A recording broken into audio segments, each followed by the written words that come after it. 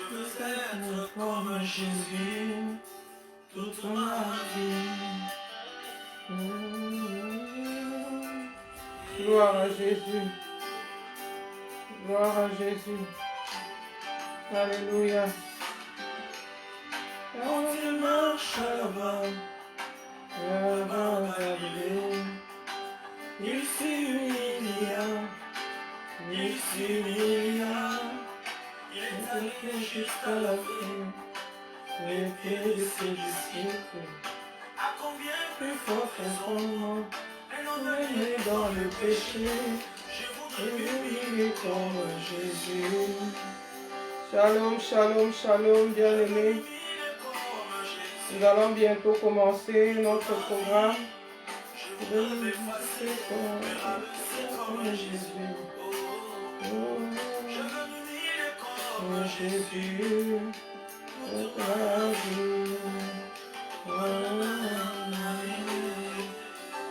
Alléluia, Dieu est bon. Dieu est fidèle. Shalom, ma soeur Tabitha. Shalom, Tina. Oh, il prie sans cesse. Il prie sans cesse. Oh, lui qui était haut, la parole fait chair. À combien plus forte raison moi, elle est dans le péché. Oh, Jésus. Oh, Jésus, toute ma vie. Shalom, shalom. Alléluia. Shalom, princesse Gloria. Jésus, toute ma vie.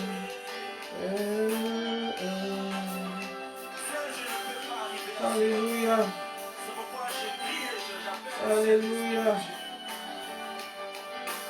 Saint-Esprit, envoie-moi, change-moi, je veux être comme Jésus. Saint-Esprit, transforme-moi, change-moi, je veux être comme Jésus. Saint-Esprit, transforme-moi.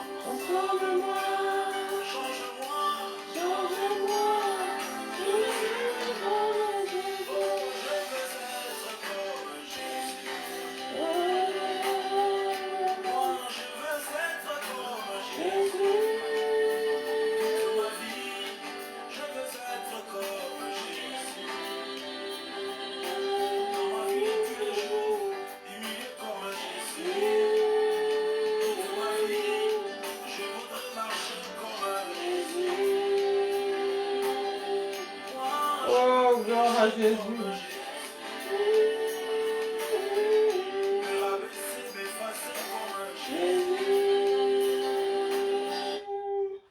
Dieu soit loué, Dieu soit béni. Les dieux fidèles qui nous fait la grâce d'être là encore aujourd'hui. J'espère que tu vas bien. J'espère que le Seigneur a pris soin de toi comme il a pris soin de moi. J'espère que vous m'entendez bien. Faites-moi signe de pouce si vous m'entendez bien. Oh, gloire à Jésus. Dieu au contrôle. Voilà, nous allons commencer notre témoignage, la suite de notre témoignage que nous avions commencé hier, que nous avons commencé le lundi. Le lundi, nous avions commencé avec mon témoignage. Nous avons parlé sur mon dépouillement. Donc voilà, aujourd'hui, nous allons continuer avec cela par la grâce de Dieu. Dieu soit loué. Sans plus tarder, nous allons prier un peu pour dédier ces moments entre les mains du Seigneur. Que le Saint-Esprit nous assiste. Alléluia. Tendre Père, nous te disons merci. Nous te rendons grâce pour ta fidélité, pour ta bonté, pour la faveur que tu nous accordes encore de pouvoir venir aujourd'hui devant ton peuple pour pouvoir partager la parole avec nos bien-aimés. Seigneur, nous te disons merci et nous appelons ton assistance. Cher Saint-Esprit, donne-nous le langage facile. Oh, que nous diminuons, que toi tu croisses. Nous scellons ces moments par ton sang, que tous ces réseaux soient scellés par le sang de Jésus et que ta victoire continue à être notre partage. Car la Bible dit, je n'ai point honte de l'évangile. Nous sommes là pour témoigner Jésus. Nous sommes là pour élever tes bienfaits, afin que toute l'humanité sache que Jésus-Christ est Seigneur. En ton nom, nous avons ainsi prié et nous avons dit Amen. Amen. Dieu soit loué, Dieu soit béni. Nous bénissons sa fidélité, en tout cas ce soir. Il nous a fait grâce, tous les techniques et au rendez-vous. Nous lui bénissons. Donc voilà, pour ceux qui ne me connaissent pas, je me présente. Je suis la servante de Dieu, Fifi Massia, épouse de l'évangéliste Bienvenue Massia, mère de 5 enfants. J'ai trouvé grâce aux yeux de Dieu. Le Seigneur m'a fait grâce. C'est pourquoi je suis là pour témoigner. Une servante inutile, un simple instrument entre les mains du Seigneur. Alléluia.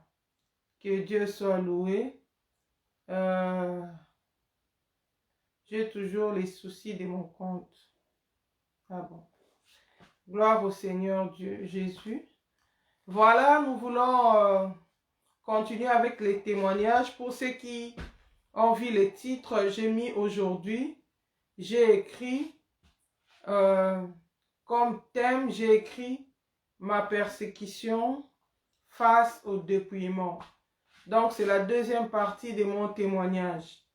La première partie, nous avions expliqué comment Dieu avait eu pitié de moi, comment il m'avait ramené sur son chemin, moi et mon mari, parce qu'on était séduites, on s'était écarté de la sainte doctrine, on avait embrassé toutes ces choses qu'on avait trouvées dans le monde. Comme les gens avaient l'habitude de séparer, on était aussi entrés dedans. Mais après, le Seigneur a eu pitié de nous. Il nous a ramenés dans son chemin. Il nous a ramenés à la repentance. Donc voilà, c'est par là que nous nous sommes arrêtés. Et aujourd'hui, maintenant, je veux vous parler de ma persécution.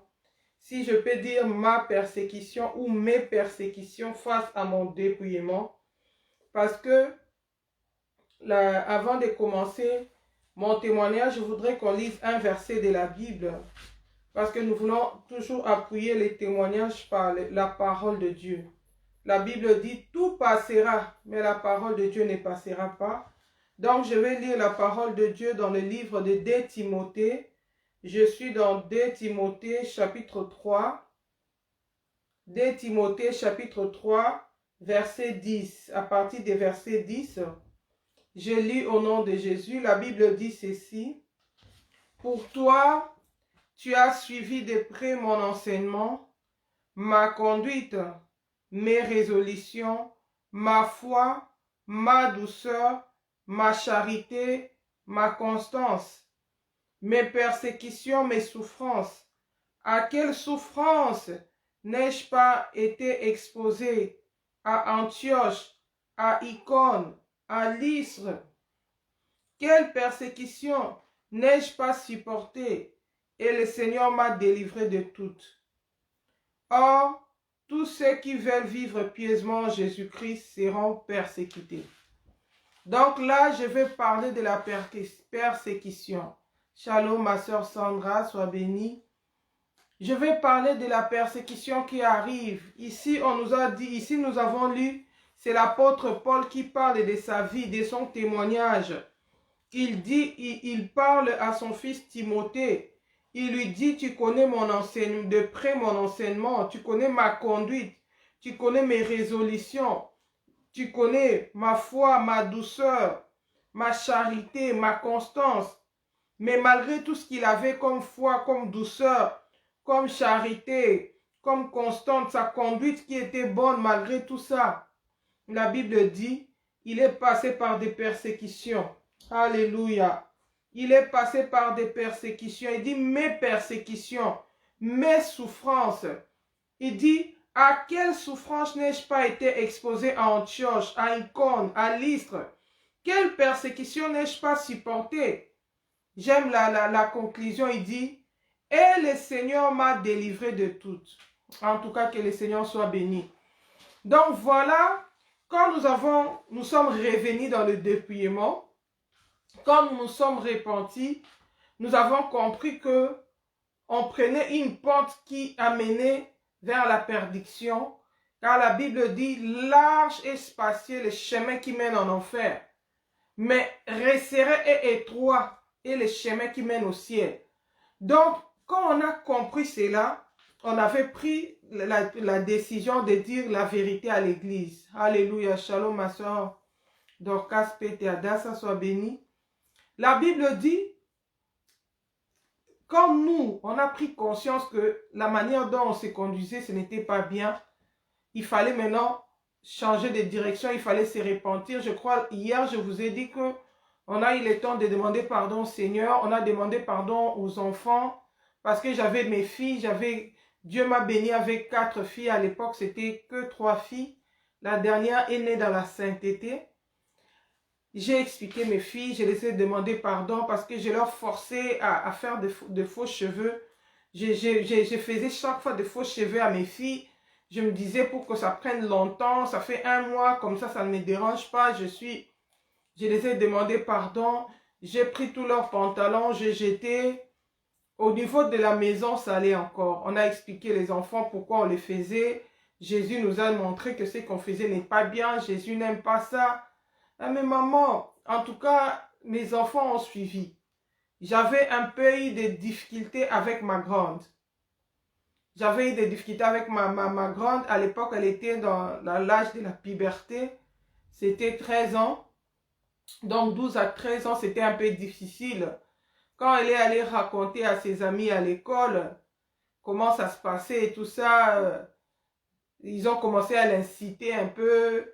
Ils ont commencé un peu à l'inciter à la colère et tout ça.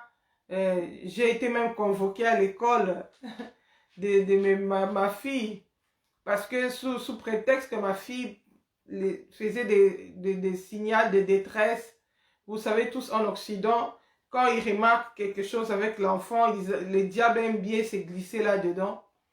On en parle parce que c'est important qu'on puisse savoir que dans tout chemin, il y a un prix à payer. Ne pense pas que peut-être parce qu'on est femme de serviteur de Dieu, que c'est facile. Non, parce qu'elle est déjà mariée, c'est facile.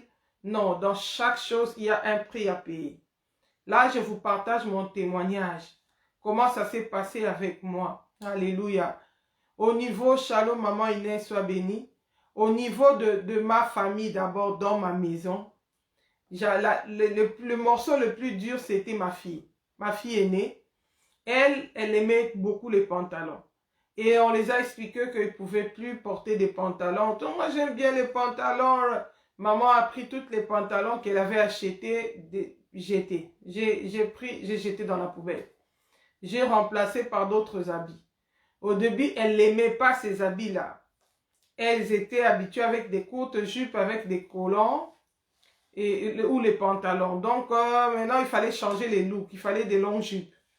Il fallait plus de pantalons, donc c'était crise de détresse jusqu'à l'école, jusqu'à ce qu'on puisse me convoquer à l'école, qu'on commence à chercher d'autres faux fuyants.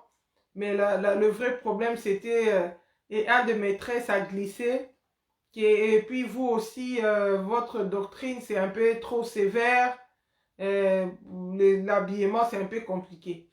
Mais ça, en tout cas, comme Dieu m'avait fait grâce, ma fille étudiait dans une école évangélique. C'était en Hollande. En Hollande, il y a des écoles chrétiennes évangéliques qui parlent vraiment langue, qui prient. Donc, je m'étais arrangée pour qu'elle soit dedans. Et en plus de cela, en Hollande, il y a aussi des chrétiens, des méthodistes, des Hollandais blancs qui ne séparent pas, qui ne portent pas de pantalons, ils portent des jupes. Même les écoles, les filles portent des jupes. Donc ça faisait qu'ils ne puissent pas toucher à ma foi, on ne puisse pas débattre là-dessus. La Bible dit évite les discussions folles. Donc on a parlé d'autres points qu'on pouvait arranger. Dieu m'a défendu. Aujourd'hui, ma fille aime bien la sainteté. Dernièrement, une fois, moi-même, je l'ai amenée, j'ai acheté une robe. Je lui ai dit, ah, regarde un peu ça. Il a dit, maman, c'est joli, mais c'est un peu court. Tu peux donner à ma petite soeur. J'ai dit, ah, gloire à Jésus. Au moins, ma fille maintenant comprend. Elle prend maintenant plaisir aux habits saints, à la sainteté. Donc, je bénis le Seigneur pour ça. Mais le morceau le plus dur, c'était pas ça. C'était pas au niveau de ma famille, c'était au niveau de l'église. Pourquoi? Parce que mon mari est le leader de la communauté La Main de l'Éternel. À cette époque-là, La Main de l'Éternel, on avait 5 églises locales, si je ne me trompe pas. On avait l'église à Rotterdam, en Hollande. On avait l'église à Kinshasa, au Congo. On avait l'église à Bruxelles. On avait des églises en France, à Paris. Donc, quand vraiment on est, à part ça, il y avait le ministère d'encadrement des servantes, j'encadrais les servantes de Dieu. À part ça, on était dans beaucoup de plateformes et tout ça. Et j'allais beaucoup dans des voyages missionnaires pour prêcher, tout ça. On était entouré, en tout cas, des hommes de Dieu. On encadrait aussi les couples dans le mariage. Parce que c'est aussi parmi les talents que le Seigneur nous a donnés d'encadrer les gens pour le mariage. Et on a encadré aussi beaucoup de couples pastoraux. En tout cas, j'avais beaucoup des enfants dans la foi, pas seulement dans l'église, La Main de l'Éternel, mais en dehors même de l'église. Mais quand on est allé annoncer à l'église, ils ont d'abord le premier jour, ils ont remarqué que maman Fifi était différente, elle est venue différente à l'église. On me regardait drôlement et on me posait la question, qu'est-ce qu'il y a? Tu es habillée comme une ma soeur comme ça. Comme une sœur religieuse. Pourtant, elles, ce sont des pharisiens. La Bible dit que notre justice à nous, ça doit dépasser celui des pharisiens pour hériter le royaume des cieux. Donc, c'était vraiment un scandale. Bien aimé, partagez pour que les autres sachent qu'on est là. Essayez vraiment de partager. Ne restez pas timide devant la présence de Dieu. On travaille ensemble. On interagit. Réagissez. Je sais qu'aujourd'hui, on va toucher des points un peu sensibles.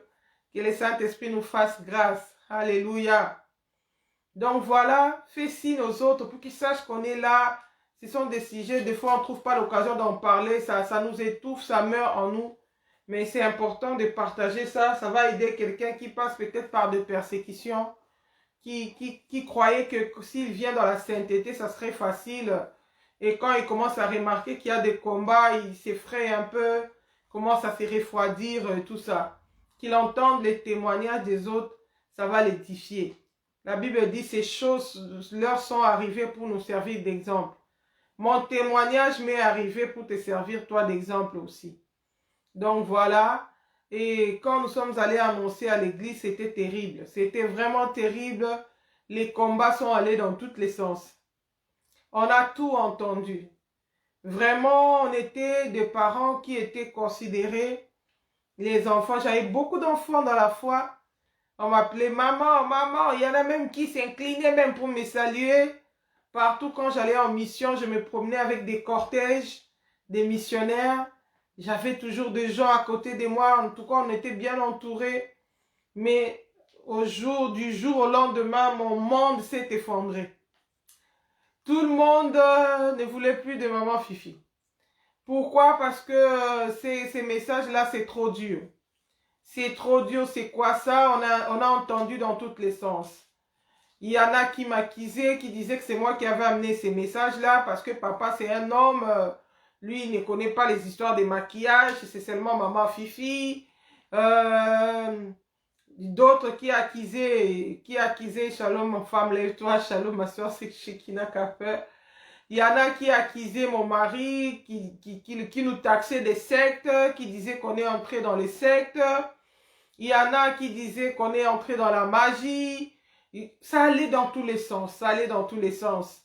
Tous les respects, toute la considération qu'on avait, c'était fini. C'était fini, c'est comme si les gens aimaient plus l'apparence que la personne. C'est vraiment ça, on a vraiment l'impression que c'est ça. Et tout le monde, on était vraiment très entourés, mais maintenant tout le monde t'évitait. Je me souviens quand je suis une fois allée dans notre église de Paris, il y avait une fête de mariage. Personne ne voulait prendre de photos avec moi.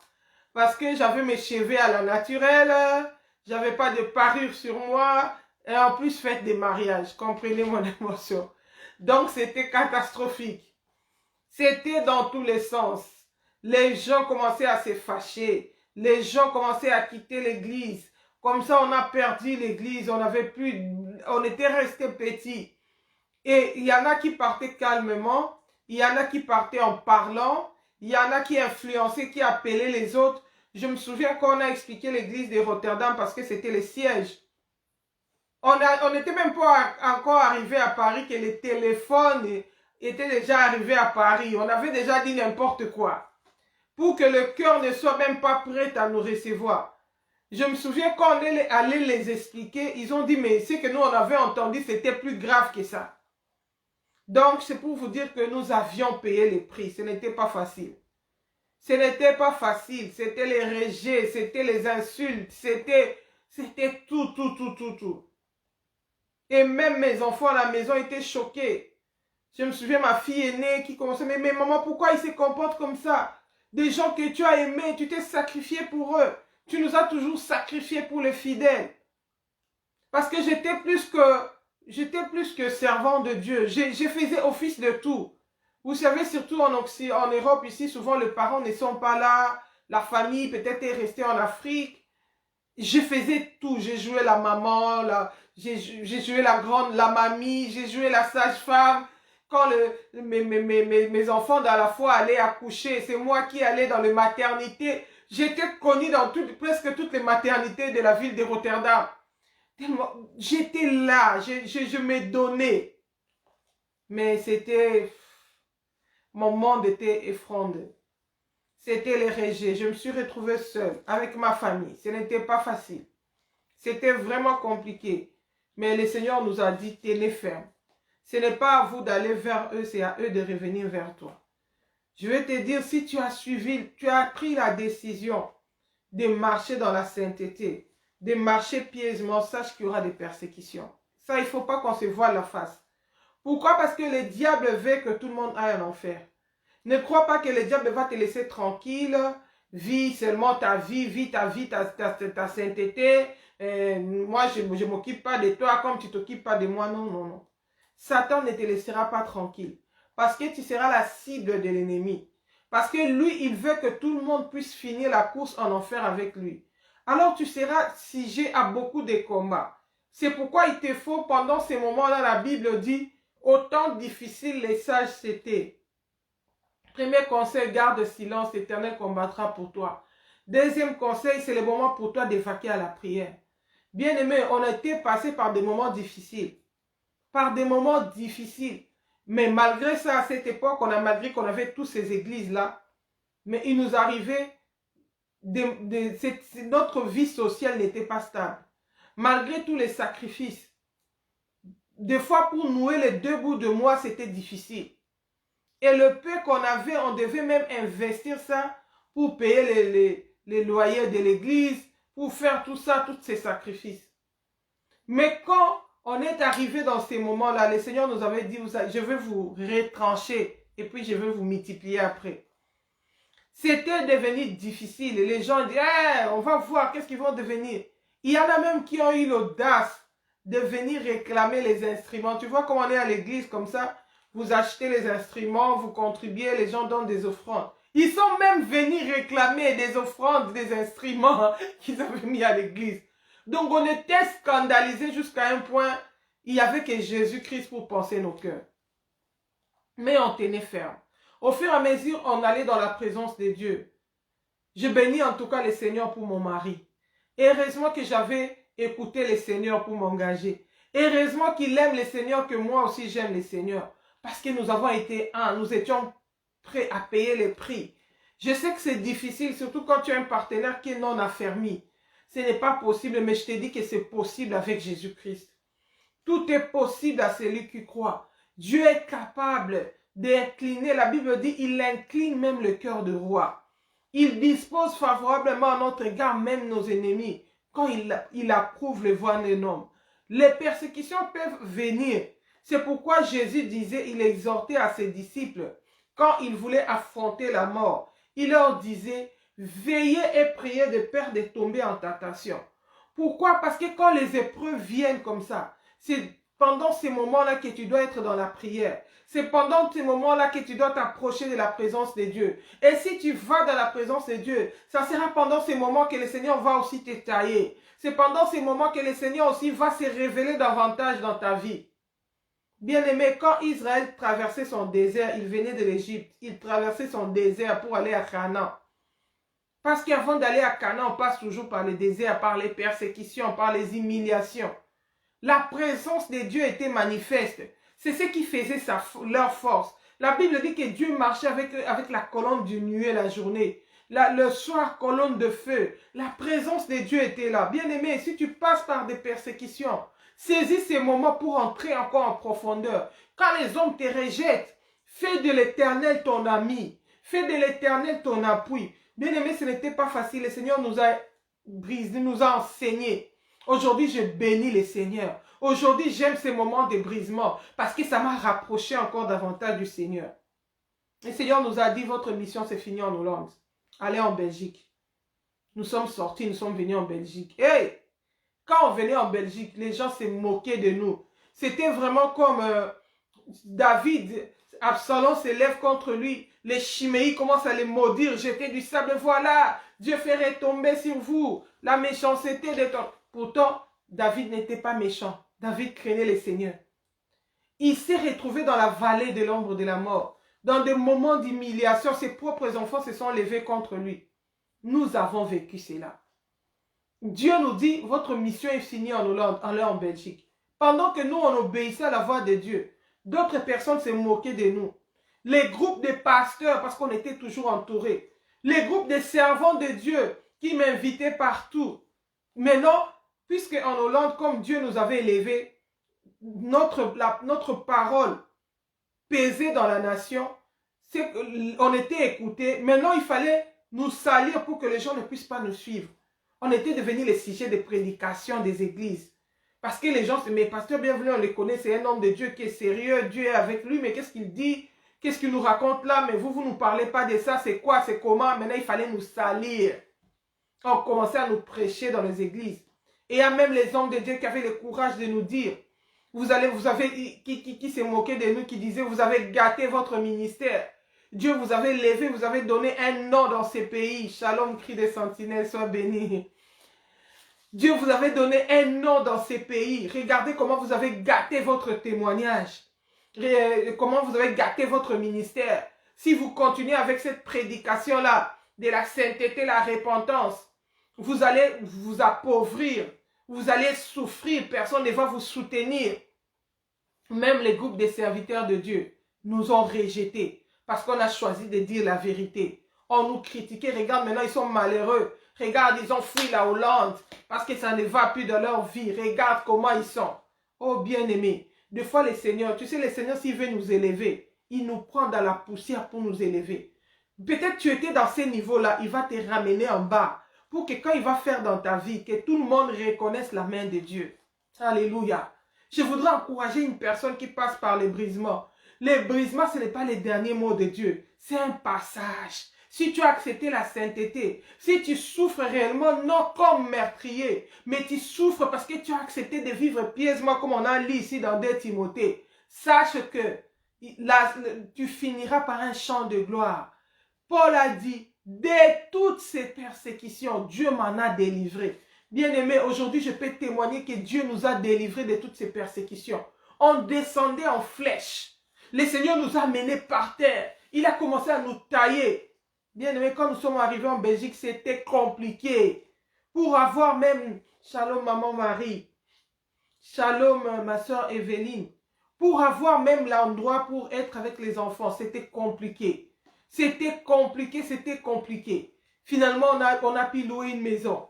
C'était compliqué. Les systèmes, on était déjà installés en Hollande.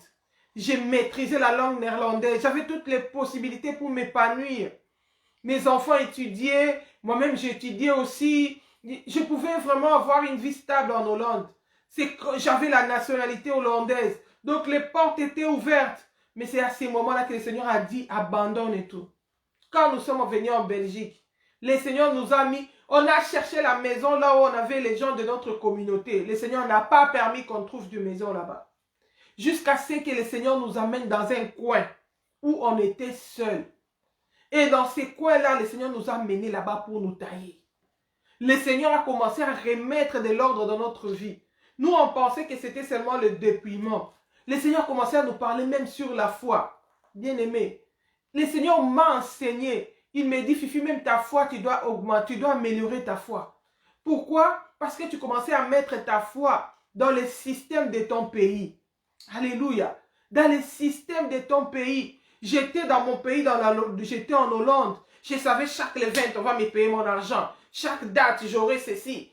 Tu t'appuies dans les systèmes. Je me suis retrouvé immigré où tu n'as pas droit à l'assistance sociale. Tu n'as droit à rien du tout. Bien aimé, il fallait travailler. Le travail, c'était compliqué pour trouver le travail. On a fait des temps, on n'avait même pas de travail. Le Seigneur me dit, Fifi, en aucun jour tes enfants manqueront du lait.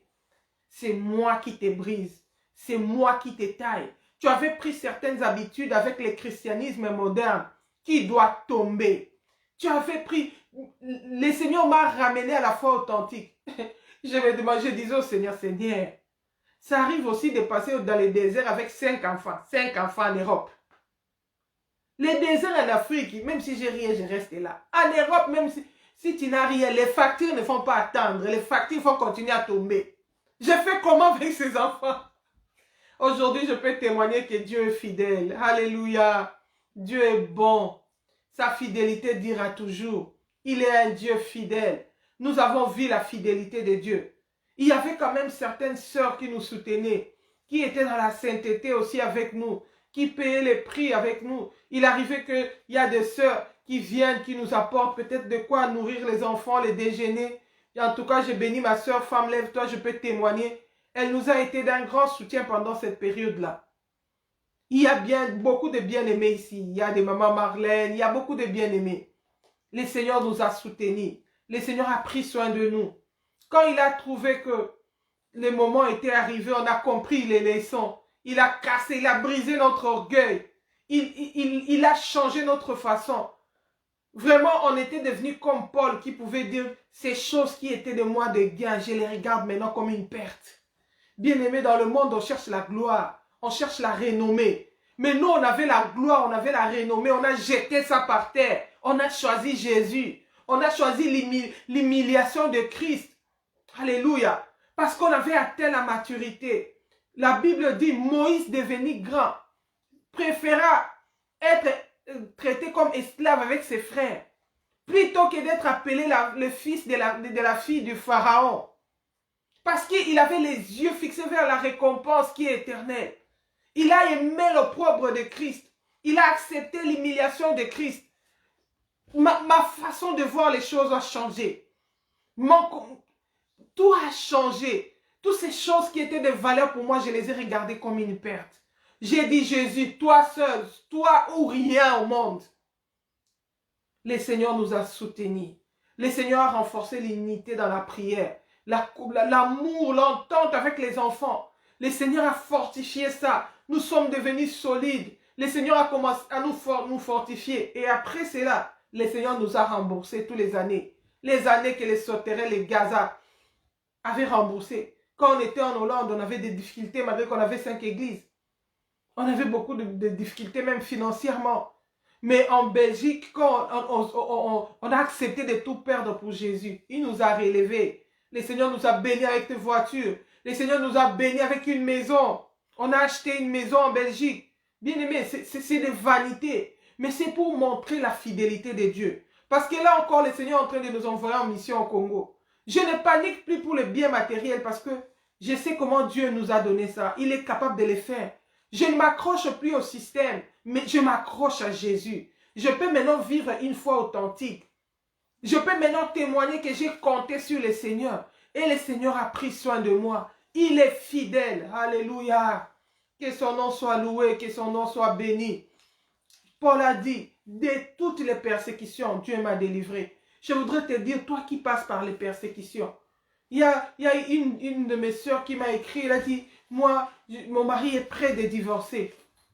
Bien-aimé, quand Joseph a voulu répudier rejeter Marie, sa femme, Parce que Marie s'est retrouvée enceinte par la vertu du Saint-Esprit. Puisque Marie n'avait pas péché, puisque Marie avait craint les seigneurs, la Bible dit que le Seigneur est allé défendre Marie. Il est allé défendre Marie chez Joseph. Il a dit, ne répudie pas ta femme. Ne crains pas de le prendre en mariage. Elle n'a pas péché. Elle est enceinte par la vertu du Saint-Esprit. Bien aimé, même si ton mariage est menacé, ça peut être menacé, mais toi, tiens ferme dans la prière. Parce que le premier réflexe en tant que l'homme, c'est de réagir comme ça, surtout que ces choses de Jézabel étaient accompagnées par des esprits. Il y aura cette révolte-là. La Bible nous montre même quand Paul est allé allumer le feu dans l'île de Malte, la vipère est sortie là attrapée. Mais il n'a pas paniqué, il a secoué la vipère dans le feu. Bien aimé, secoue ces problèmes qui te dérangent dans le feu. Alléluia. Secoue cela dans le feu. Nous servons un Dieu fidèle. Crains les seigneurs. Alléluia. Mais je voudrais ici, en tout cas, aller sur un point qui est très important. Qui est très important parce que des fois aussi, nous appelons persécution ce qui n'est pas persécution. Nous qui entrons dans le dépouillement, des fois, nous nous y prenons aussi mal. Et nous ouvrons des portes à l'ennemi. Ça, en tout cas, nous voulons aussi parler de ça. Parce que, tu sais déjà, quelqu'un, quand on passe de la mondanité à la sainteté, bien aimé, ce n'est pas facile. Déjà, quand il faut abandonner, surtout si, par exemple, tu t'es décapé la peau, pour passer du corps éclairci au corps naturel, il y aura un moment de crise. Ça veut dire qu'il y aura peut-être des boutons, des acnés. Tu vas changer automatiquement. Ton partenaire doit aussi prendre le temps de s'habituer à ça. De supporter cette transition-là. Pour t'accepter comme tu vas devenir. Il était habitué à te voir avec des parures, avec des faux cheveux.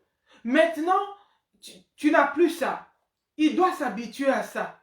Il y a une transition qui doit se faire. Mais cette transition-là doit être soutenue par la bonne conduite. Alléluia. Alléluia.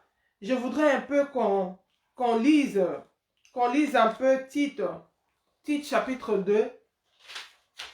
Je voudrais qu'on lise Tite chapitre 2 à partir du verset 9. C'est les versets qu'on a l'habitude de lire. On les lit souvent. On les lit souvent. Nous, les gens de la sainteté, en tout cas, ça, c'est un verset qu'on connaît. Mais on va encore lire ça de nouveau. Je suis dans Tite 2. Notre verset phare, on est habitué. Je commence au verset 1. Tite chapitre 2. Alléluia, gloire à Jésus.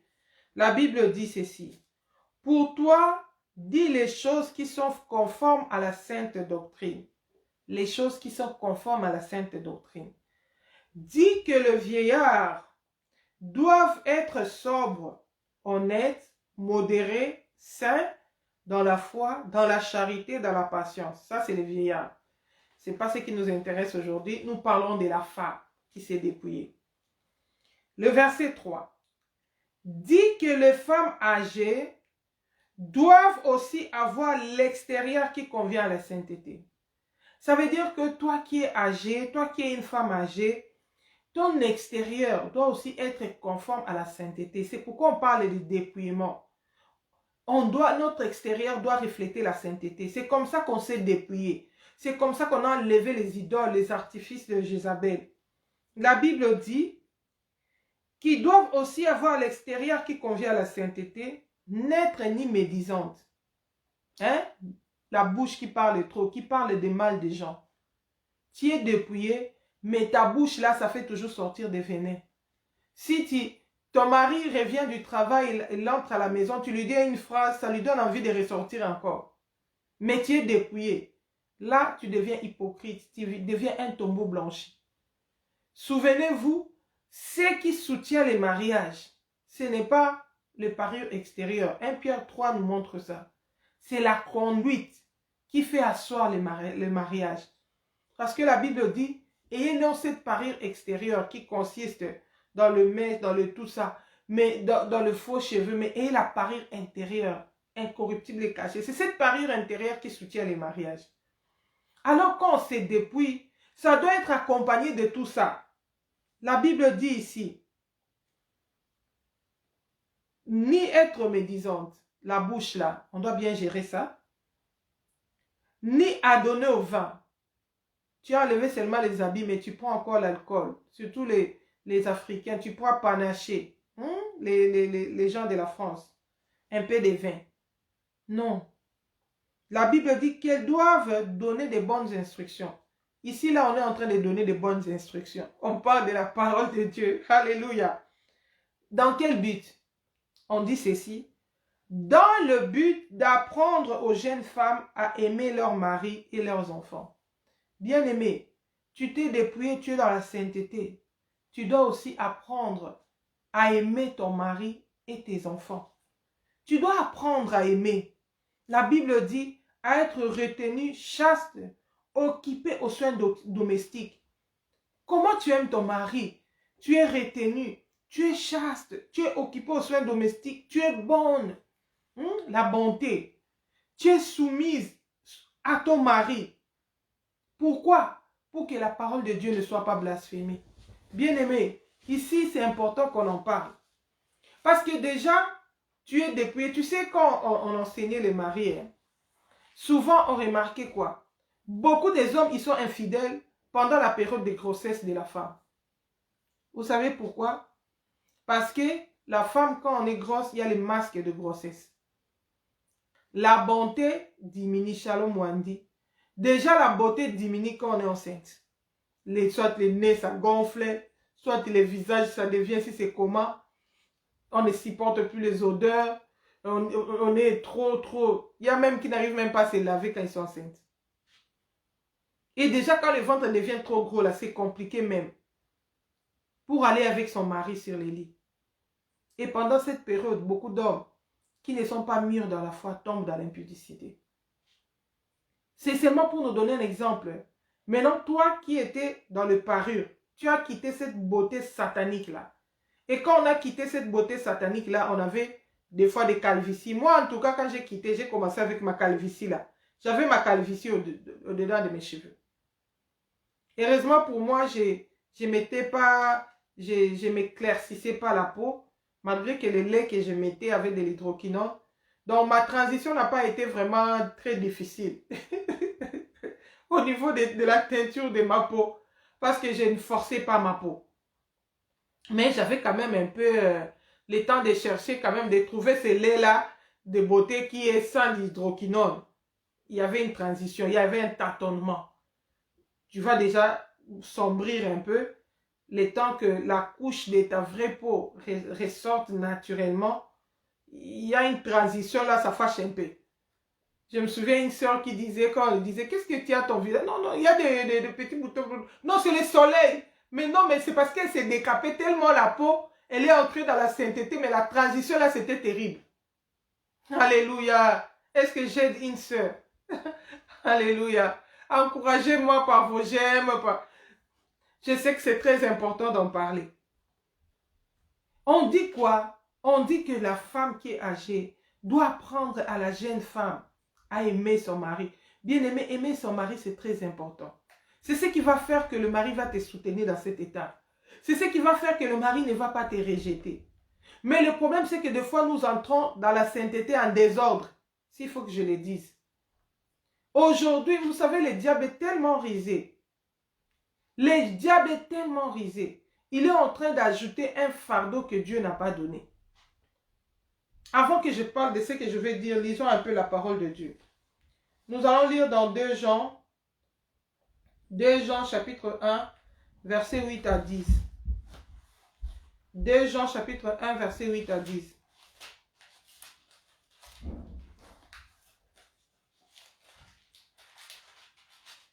Deux Jean chapitre 1, verset 8 à 10, la Bible dit ceci. Prenez garde à vous-même afin que vous ne perdiez pas le fruit de votre travail, mais que vous recevez une pleine récompense. Quiconque va plus loin ne demeure pas dans la doctrine de Christ, n'a point Dieu. Celui qui demeure dans cette doctrine a le Père et le Fils. Bien-aimé, si tu vas plus loin, tu ne vas plus demeurer dans la doctrine de Christ. On va encore lire 1 Corinthiens chapitre 4 verset 6. 1 Corinthiens chapitre 4 verset 6. Parce qu'aujourd'hui, on nous amène tout au nom de la sainteté. Même les choses que la Bible n'appelle pas péché, on commence à appeler ça péché. On doit rester dans ce qui est écrit. Alléluia. Nous sommes dans 1 Corinthiens chapitre 4 verset 6. La Bible nous dit ceci.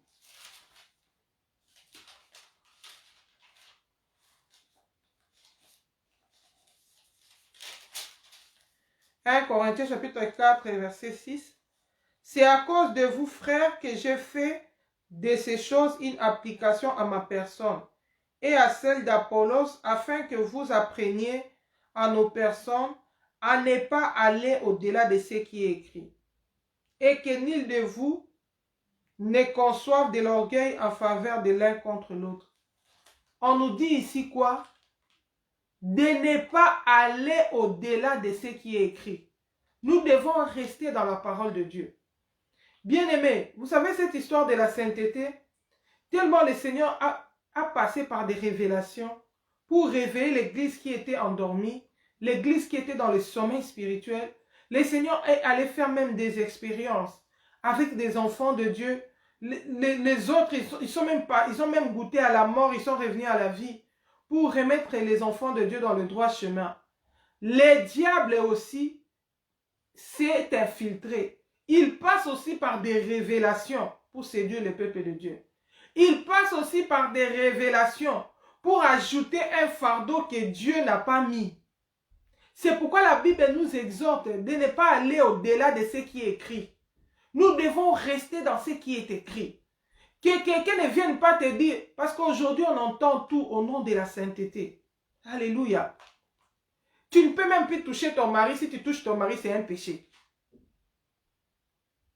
Tu ne peux même plus embrasser ton mari. Si tu embrasses ton mari, c'est un péché. Pourquoi? Parce qu'on est saint, parce qu'on va au ciel. Bien-aimé, la Bible dit qu'il faut faire très attention pour que la parole de Dieu ne soit pas blasphémée. Les jeunes femmes, les femmes âgées doivent apprendre aux jeunes femmes à aimer leur mari. Au nom de la sainteté, tu ne t'approches même plus de ton mari. Tu deviens compliqué. Bien-aimé, la Bible nous montre l'exemple d'une femme âgée qui est Naomi. Naomi, nous connaissons l'histoire de Naomi, elle était une femme âgée. Elle a montré à Ruth comment aimer Boaz. Si on doit lire tous les versets ici, ça nous prendra beaucoup de temps. Mais nous pouvons écrire ça, Ruth, dans le livre de Ruth, Ruth chapitre 3, verset 3 à 10. Ruth chapitre 3, 3 à 10. On nous montre comment Naomi est en train d'entraîner Ruth. Il est en train d'apprendre à Ruth comment aimer Boaz. La Bible dit que quand Ruth est venue raconter à Naomi, là où elle était partie glaner, dans le champ de qui elle était partie, c'était Boaz. Naomi a dit, ah, ça c'est un parent qui a les droits de rachat. Maintenant, tu vas faire comment? Naomi dit à Ruth, tu vois, aujourd'hui, tu vas te laver. Si tu finis, tu te laves. Tu te laves, tu te parfumes. Bien aimé, je ne parle pas des parfums mondains. Je ne parle pas des parfums qu'on nous vend là, tout ça là, qui attirent les démons. Je ne parle pas de ça. Parce que ces parfums-là, Dieu est contre ça. Si tu regardes à Isaïe 3, tu vas voir que Dieu est contre ça. Mais je parle des parfums naturels. Bien aimé, tu sais, si tu te oins avec l'huile, l'huile a son parfum. L'huile de jojoba a son parfum. L'huile de myrrhe. Les enfants, Esther, ils mettaient les myrrhes. Ça a un parfum naturel. Même si tu te laves, par exemple, tu laves bien tes essais pour que tu ne sentes pas la sueur. Si tu mets par exemple les citrons dans tes essais, tu vas dégager les parfums du citron.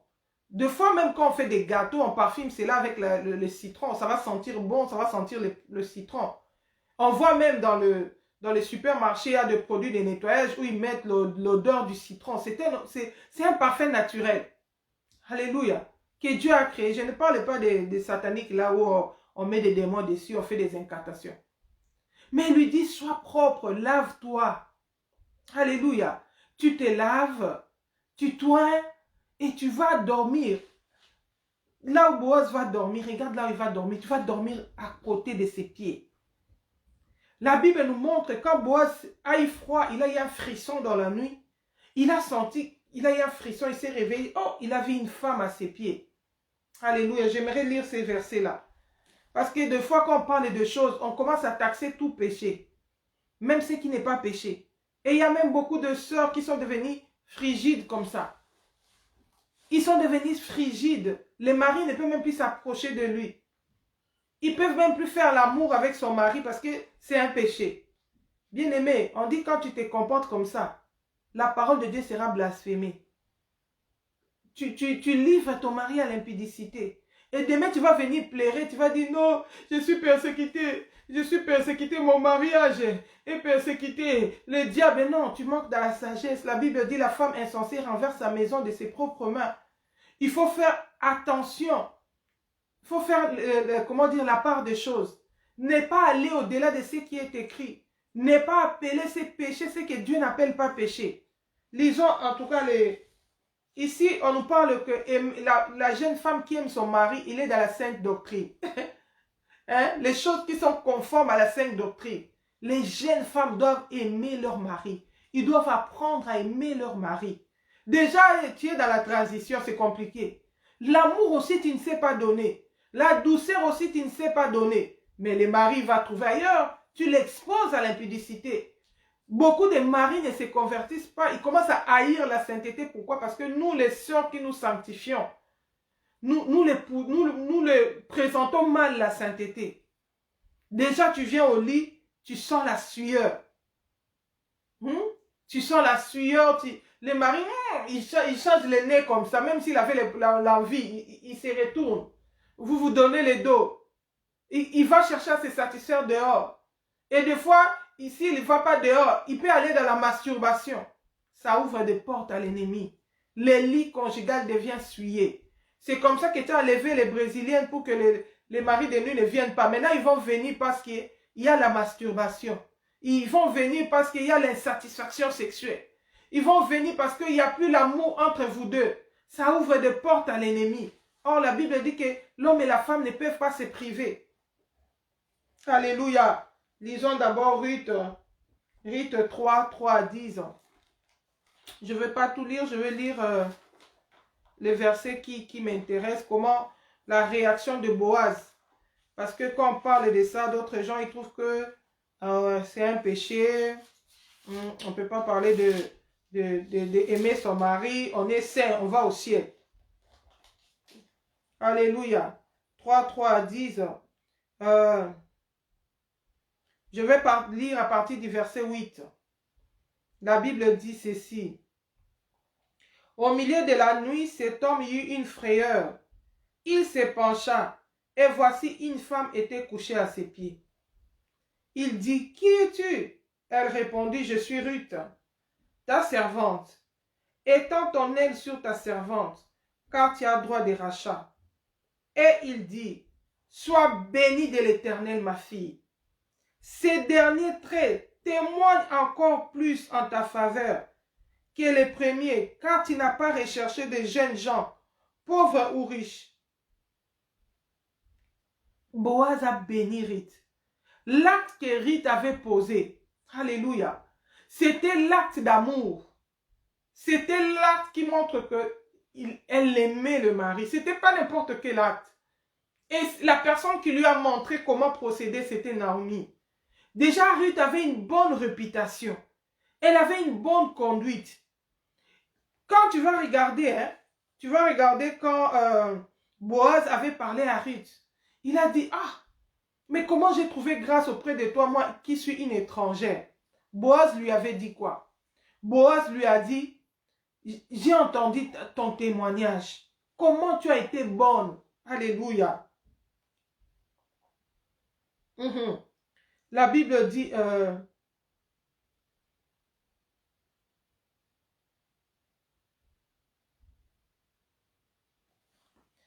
alors elle tomba sur sa face et se prosterna contre terre. Et elle dit, je suis dans Ruth chapitre 2 verset 10. Alors elle tomba sur sa face et se prosterna contre terre, et elle lui dit, comment ai-je trouvé grâce à tes yeux pour que tu t'intéresses à moi qui suis une étrangère? Boaz lui répondit, on m'a rapporté tout ce que tu as fait pour ta belle-mère depuis la mort de ton mari, et comment tu as quitté ton père et ta mère et le pays de ta naissance pour aller vers un peuple que tu ne connaissais point auparavant. Que l'Éternel te rende ce que tu as fait, et que ta récompense soit entière de la part de l'Éternel, le Dieu d'Israël, sous les ailes duquel tu es venu te réfugier. Bien-aimé, je vous ai dit, quand le Seigneur m'a fait passer par les brisements, il a commencé à m'enseigner. Il m'a enseigné sur la foi. Il m'a enseigné même sur la médisance. Tu quittes la présence de Dieu. Beaucoup de gens, il y a d'autres personnes, ils murmurent beaucoup. Plainte sur plainte. Tu gâtes l'ambiance dans la maison. Tu sors des paroles amères. Or que la maman, c'est elle qui communique la joie dans la maison. C'est pas comme si tu es dans la sainteté, tout le monde vend des gens en enfer.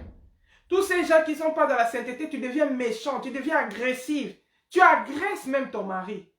Même Jésus ne nous a pas agressés. Il a dit, je mets devant toi la vérité, la vie et la mort, mais choisis la vie. Jésus nous a supportés. Hier, nous étions comme tous ces gens qui ne sont pas dépouillés. Mais il a eu pitié de nous. Il a montré l'amour envers nous. Il nous a gagnés. Nous aussi, nous devons avoir la patience. Ce n'est pas parce que tu te sanctifies, tu deviens comme un militaire à la maison. Tu deviens trop dur même envers les... vous êtes partis en enfer, vous. Bien-aimés, nous étions tous candidats de l'enfer. Jésus a eu pitié de nous. La Bible dit, errez les miséricordieux quand ils obtiendront miséricorde. Sois douce envers ton mari. Aime ton mari. Aujourd'hui, on commence à nous dire, même si tu embrasses ton mari, c'est un péché. Bien-aimé, ça vient d'où? Toute personne qui t'apporte une révélation, il doit te montrer l'écriture. C'est écrit où dans la Bible? La Bible nous dit, n'allez pas au-delà de ce qui est écrit. Pourquoi? Parce qu'il sait que le diable viendrait aussi avec d'autres révélations qui ne viennent pas de Dieu pour ajouter un fardeau sur qui ne vient pas de Dieu. La Bible dit, hein, le fardeau de Jésus, c'est doux, c'est léger. Alléluia. J'aimerais lire un verset de la Bible. Alléluia. Nous sommes dans Acte 15. Acte 15, à partir du verset 5. En tout cas, c'est important. Hein, supportez-moi qu'on lise un peu.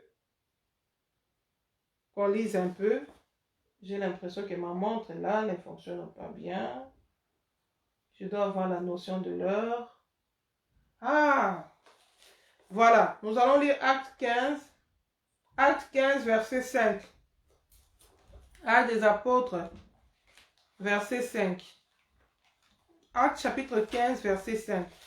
La Bible me dit ceci. Alors quelques-uns du parti des pharisiens qui avaient cru s'élevèrent en disant qu'il fallait circoncire les païens et exiger l'observation de la loi de Moïse. Je commence au verset 5. Les apôtres et les anciens se réunirent pour examiner cette affaire. Cette histoire de trucs, ça n'a pas commencé aujourd'hui, ça a commencé depuis la Bible. Une grande discussion s'étant engagée, Pierre s'éleva et leur dit, « Hommes frères, vous savez que dès longtemps Dieu a fait un choix parmi vous, afin que par ma bouche les païens entendussent la parole de l'évangile et qu'ils crissent. Et Dieu connaît les cœurs. Dieu qui connaît les cœurs leur a rendu témoignage et en leur donnant le Saint-Esprit comme en nous. » Je vais sauter pour vous épargner des littératures. Je lis directement à partir du verset 19. Verset 19, la Bible dit ceci. « C'est pourquoi je suis d'avis qu'on ne crée pas de difficultés à ceux des païens qui se convertissent. » Nous les païens qui se convertissent, qui ne sommes pas des juifs. « Mais qu'on leur écrive de s'abstenir de suivre des idoles. » Nous qui nous sanctifions, qui avons accepté Jésus-Christ. La Bible dit que qu'on ne puisse pas nous créer des difficultés. Qu'on nous écrive de nous abstenir d'essuyer des idoles. Ça, c'est ce que nous devons retenir dans la loi de Moïse pour nous les chrétiens, pour nous les païens qui avons accepté Jésus-Christ. Nous devons nous abstenir d'essuyer des idoles. Les bijoux, on enlève parce que ce sont des idoles. On ne peut pas porter. De l'impudicité, l'impudicité par l'habillement. On doit fuir loin de ça. L'impudicité par les actes, on doit fuir loin de ça. La Bible dit, des animaux étouffés et du sang. Voyez ce qu'on a recommandé aux chrétiens, à ceux qui acceptent Jésus. Nous ne sommes plus là pour judéiser. Nous ne sommes plus là pour pratiquer la loi de Moïse. Mais dans la loi de Moïse, c'est que nous devons retenir. On nous dit, on ne doit pas nous créer des difficultés. On doit s'abstenir de suivre des idoles, de l'impudicité des animaux étouffés et du sang. Des fois même, on nous amène des trucs qui n'est même pas dans la loi. On appelle péché ce qui n'est même pas péché. Je voudrais qu'on lise encore notre verset. Supportez-moi vraiment parce que ce n'est pas tout le temps qu'on a l'occasion de le faire, qu'on le fasse. Je voudrais qu'on lise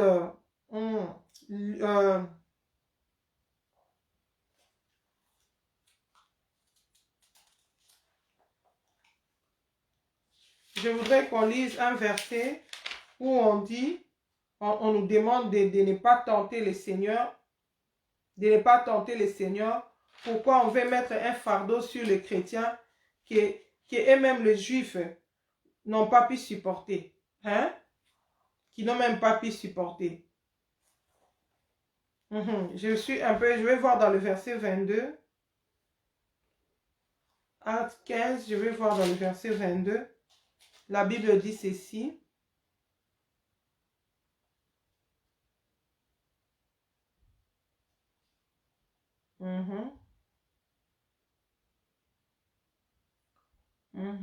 J'ai tellement sauté. Je voulais vraiment lire un verset où on disait, pourquoi tentez-vous maintenant les seigneurs? Pourquoi mettez-vous un fardeau sur eux que ni vos pères ni vous n'avez pu supporter? Aujourd'hui, il y en a qui ajoutent un fardeau que Dieu n'a pas donné. Ils ajoutent un fardeau que Dieu n'a pas donné. Ils veulent rendre la sainteté impossible pour pousser les gens à haïr la sainteté. Pour qu'ils disent comme ça, on ne saura pas vivre. Mais comment on va vivre avec ça? On ne saura pas. Alléluia. Je n'ai pas retrouvé ces versets. Pour gagner le temps, nous allons avancer. J'aimerais qu'on puisse lire encore un autre verset. Là, c'est dans Genèse 26, 6 à 9. Genèse 26, 6 à 9. Genèse 26, 6 à 9. Là, on nous montre l'exemple d'Isaac. Isaac qui joue avec sa femme. Isaac qui joue avec sa femme. Oh, on ne peut même plus toucher les maris. Il paraît qu'il faut aller seulement comme ça. Même dans la Bible, ce n'est pas comme ça. Même dans la Bible, ce n'est pas comme ça. Alléluia. Ah, sois bénie, ma soeur Marie-Grâce. Les versets que je cherchais, c'est verset 10. Je suis dans Acte 15, verset 10, avant qu'on aille dans Genèse. C'est ici, on a écrit ceci. Maintenant donc, pourquoi tentez-vous Dieu en mettant sur les coups des disciples un joug que ni vos pères, ni nous n'avons pu supporter, n'avons pu porter? Pourquoi amenez-vous? La liste des péchés, c'est déjà beaucoup. On n'arrive pas à laisser. Vous ajoutez d'autres péchés qui n'est pas péché. Pourquoi? Tout commence à devenir péché. Bien-aimé, les diables se déguisent aussi en ange de lumière. Il faut faire très attention. Au nom de la révélation, qu'on ne te dise pas n'importe quoi. Que tout ce qu'on te dit soit fondé sur l'écriture. Soit fondé sur la parole de Dieu. Parce que quand il a eu sa révélation, nous, on n'était pas là-haut. Mais nous avons la Bible comme support. La Bible dit que nous devons examiner tout au travers des Écritures. C'est la Bible qui nous servira pour discerner si la révélation vient réellement de Dieu. Ne viens pas nous faire gober ça comme un comprimé. Non, moi, Dieu m'a dit. La Bible dit, au temps où nous sommes, il y a aussi beaucoup de faux prophètes. Même pas des faux prophètes. Quelqu'un peut être aussi un serviteur de Dieu. Mais s'il est distrait, s'il était dans le péché, le diable peut passer par sa bouche. La Bible nous montre l'exemple du jeune prophète qui était parti prophétiser à Bethel. C'est toujours un vieux prophète qui a prophétisé. Non, non, Dieu m'a dit que tu viennes dans ma maison, que tu manges. Il prophétisait les mensonges par jalousie. C'était pas Dieu. Quand les jeunes prophètes ont mangé, les mêmes prophètes ont fait sortir la vraie prophétie. Tu mourras parce que tu as été rebelle. Mais qui l'a amené dans la rébellion? La même bouche qui lui avait dit de manger. C'est la même bouche qui a prophétisé pour sa destruction. Bien aimé, ça doit nous servir de leçon. N'attachons pas notre foi aux hommes. N'attachons pas notre foi aux hommes. Attachons notre foi à Christ qui est le consommateur de notre foi. Parce que l'homme est faillible. La Bible nous montre Pierre qui était un apôtre de Dieu. Un jour, Pierre a prophétisé. Il a dit que Jésus-Christ est le Christ, le Fils de Dieu. Mais la Bible nous montre un autre jour. C'est même Pierre, quand il était poussé par ses sentiments, la Bible dit qu'il a dit à Jésus, tu ne vas pas aller te crucifier. À Dieu ne plaise, tu n'iras pas à Jérusalem pour mourir. Jésus a discerné que là, ce n'est plus Pierre qui parle, c'est Satan qui parle par sa bouche. Il a dit, arrière de moi, Satan. Parce que tes pensées, c'est les pensées des hommes. Ce n'est pas les pensées de Dieu. C'est contraire à la parole de Dieu.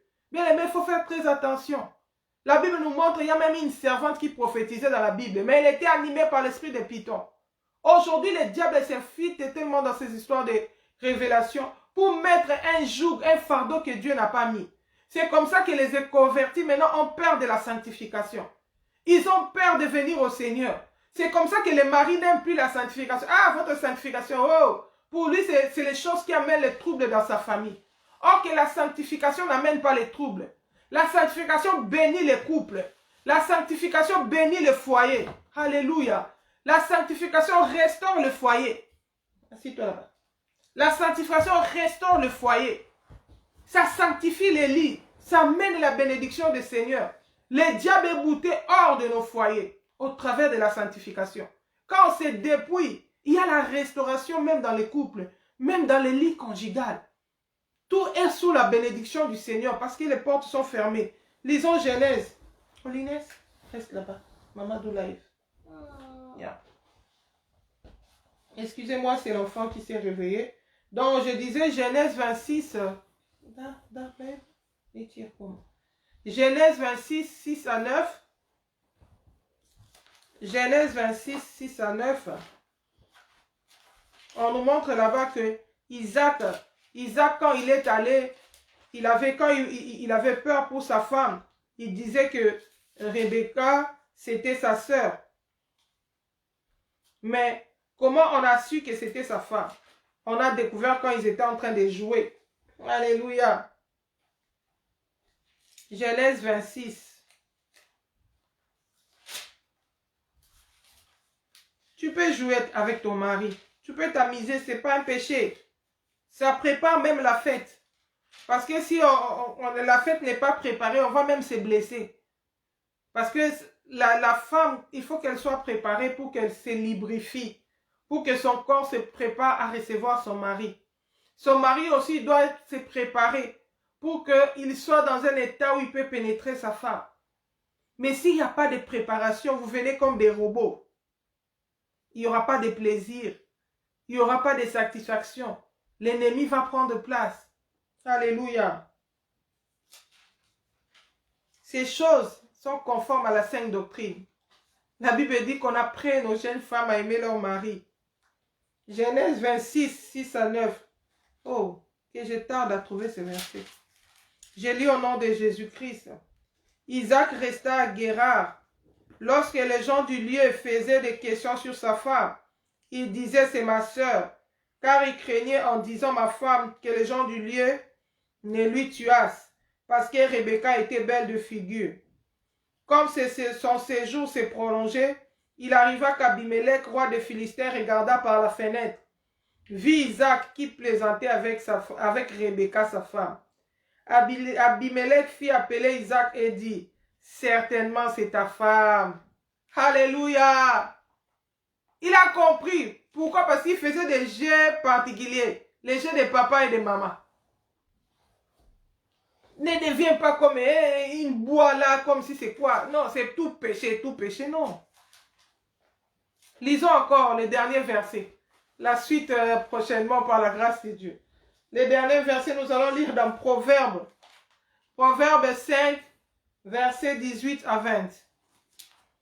Est-ce que le temps nous fait défaut? Ça sera notre dernière lecture. Proverbes 5, versets 18 à 20. La sainteté, c'est bien. C'est une bonne chose. Ça nous bénit, ça nous amène au ciel. Ça nous rapproche de Dieu. Alléluia. Proverbes 5, versets 18 à 20. La Bible dit ceci. Je lis au nom de Jésus. Que ta source soit bénie. Fais ta joie de la femme de ta jeunesse. Hein? Que ta source soit bénie. Et fais ta joie de la femme de ta jeunesse. Biche des amours. Gazelle pleine de grâce. Sois en tout temps enivré de ses charmes. Sans cesse épris de son amour. Et pourquoi, mon fils, serais-tu épris d'une étrangère? Et embrasserais-tu le sein d'une inconnue? Car les voies de l'homme sont devant les yeux de l'Éternel, qui observe tous ses sentiers. Alléluia. La Bible dit pourquoi? Pourquoi ton mari va aller embrasser le sein d'un inconnu? Pourquoi tu vas l'amener dehors? Qu'il soit enivré de ton amour. Toi, sa femme de la jeunesse. Quand vous le faites, Dieu est béni. Dieu vous bénit. Dieu se plaît de ça. Parce que tu es sa femme. Alléluia. La Bible dit que ta source soit bénie. Et fais la joie de la femme de ta jeunesse. Bien-aimé, ton mari a besoin de toi. Sa joie, il va le trouver en toi. Ce n'est pas parce que tu es dans la sainteté maintenant que le mari ne peut même plus toucher. Le mari ne peut même plus s'approcher. Non. Ruth a dit à Naomi, Naomi a dit à Ruth plutôt, va coucher à côté des pieds de Boaz, parce qu'il n'avait pas encore fait les rachats. Mais qu'il sent qu'il a la chaleur. La Bible dit, 2 personnes sur un même lit auront chaud. Boaz a eu des frissons la nuit. Mais Ruth était là à côté, dans les pieds. Oh, ta présence m'a réconforté. Bien-aimé, soyons des femmes sages qui craignent le Seigneur. N'appelons pas péché ce que Dieu n'appelle pas péché. Ici, on ne parle pas de la pornographie. Les gens commencent à dire, mais si tu donnes un bisou, porno, n'importe quoi. La Bible dit, saluez-vous avec un saint baiser. Le baiser, c'est même pas seulement les maris. Même tous les frères dans le Seigneur, la Bible dit, saluez-vous avec un saint baiser. Saluez-vous avec un baiser affectueux. Ça se trouve dans la Bible. Peut-être tu n'as jamais vu ça dans la Bible. Luc 11, 46 nous dit. Luc 11, 46 nous dit. Non, Romains 16, 16 nous dit. Saluez-vous les uns les autres par un baiser, avec un saint baiser. 1 Pierre 5, 4 nous dit. Saluez-vous les uns les autres par un baiser d'amour, un baiser affectueux. Bien-aimé. Même la femme, la pécheresse, la femme pécheresse, qui était venue pleurer devant Jésus. La Bible dit qu'elle avait fait quoi? La femme qui était venue pleurer devant Jésus. Elle a pleuré, elle a essuyé les pieds de Jésus avec ses pieds. Elle a donné des baisers. Dans la Bible, donner un baiser, ce n'est pas seulement pour le mari et la femme. Mais si c'est déjà pour tout le monde, et pourquoi pas ton mari? Pourquoi pas? Ça devient un péché où? La Bible dit l'enfant prodigue, quand il est venu, son mari, Chut, on a travaillé pour Jésus. Calme-toi. Quand la femme, quand l'enfant prodigue est revenu, son papa l'a embrassé, il a pris. Pourquoi Judas avait livré Jésus par un baiser? Parce qu'ils avaient l'habitude de s'embrasser, de se donner des bisous. Et maintenant, quand on est encore avec son partenaire, c'est encore plus sérieux. Alléluia. Donc, donne de l'amour, aime tes enfants, aime ton mari. Si tu donnes de l'amour, si le caractère est bien, le foyer sera bien fondé. Mais si tu changes seulement les habits, tu ne changes pas les habitudes, tu as toujours un langage, la langue de venin, tu blesses toujours les partenaires. Bien aimé, le diable va entrer par là, parce que c'est une brèche que tu as ouverte à l'ennemi pour venir détruire ton mariage. Voilà, aujourd'hui, nous avons parlé de la persécution face au dépouillement. N'aie pas peur de la persécution, ça peut arriver. Mais avec Dieu, nous sommes plus que vainqueurs. Que le Seigneur nous aide à fermer des portes. Que le Seigneur nous aide, la Bible dit, à aimer nos maris, à être à donner aux soins domestiques. Sois propre, maman. Ce n'est pas parce que tu te sanctifies que tu ne peux plus laver tes cheveux. Tu ne peux plus être présentable devant ton mari. Le diable est risé. Si les filles de l'extérieur font la mondanité, nous ne sommes plus dans ces choses-là. Nous sommes dépouillés. Mais tu peux aussi être bien avec ton mari tout en étant modeste, tout en étant simple. Alléluia. Tout en étant simple. Comme le Seigneur t'a créé, sans le parure, mais la parure intérieure. La Bible dit ça a plus de valeur que des perles. Ça a plus de valeur que l'or et que l'argent. Alléluia. Que cette parole nous libère. Que le Seigneur bénisse sa parole. Que le Seigneur nous aide vraiment à mettre en pratique la parole de Dieu. Le mari, quand il va voir seulement ton comportement, il dit, si je manque cette femme, je ne sais pas si je vais trouver encore un autre ou de cette manière. Je reste là seulement. Alléluia. Que les mamans soient libérées aujourd'hui. Sois épanouie. Communique la joie dans ta maison. Ce n'est pas parce que tu es dans la sainteté que tu deviens là comme quelqu'un qui a les deuils. Tu ne souris plus. Tu deviens frustré. Même le mari commence à avoir peur de toi. Non. Communique la joie. Alléluia. Calme-toi. La joie de l'Éternel, c'est ma force. La joie de l'Éternel, c'est notre force. Nous avons Jésus. Avec lui, nous sommes plus que vainqueurs. Même s'il y a des vents, il y avait aussi des vents dans mon bateau. Ma fille s'était levée contre moi. L'église s'était levée contre moi. J'ai tenu ferme. Le Seigneur m'a fait triompher. Il est capable de faire de même avec toi. Donc voilà, nous allons nous arrêter là aujourd'hui. Que le Seigneur bénisse tous les bien-aimés qui ont supporté. Il s'est fait tard, qui ont patienté jusque-là. Que cette parole produise des fruits dignes de la repentance. Que cette parole vous fortifie. Que cette parole vous donne encore la force d'aller de l'avant. Ton histoire ne va pas se terminer dans le deuil.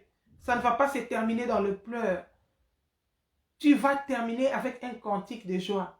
Le Seigneur va te rembourser toutes les années que les sauterelles et les gazans vont dévorer.